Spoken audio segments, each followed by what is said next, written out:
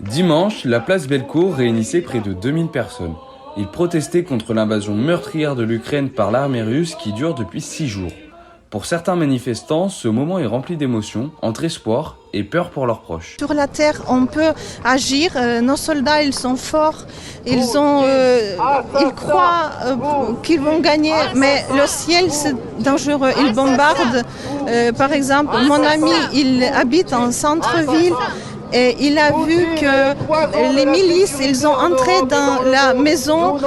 Ce sont la maison où les gens civils habitent. C'est pas les bases militaires comme Poutine dit qu'il jette des bombes sur les bases militaires.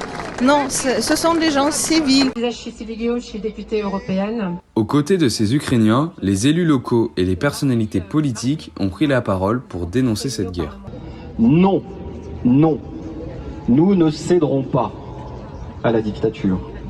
Nous nous sommes battus ici à Lyon, en France, comme nous nous battrons demain, s'il le faut, sur d'autres fronts, pour garantir la liberté, l'égalité, la fraternité, pour garantir la paix aux peuples européens. Et non à la dictature de Poutine.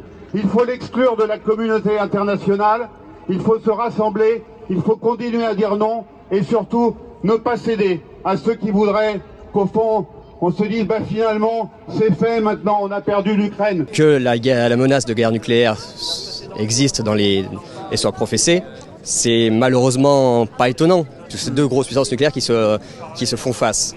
Et c'est pour ça qu'il faut absolument qu'on cherche une désescalade. On ne peut pas arriver à ce stade-là, j'ai presque envie de dire meurtrier, mais là, il faudrait chercher une échelle dans l'échelle du meurtre, parce qu'on est déjà dans la situation meurtrière.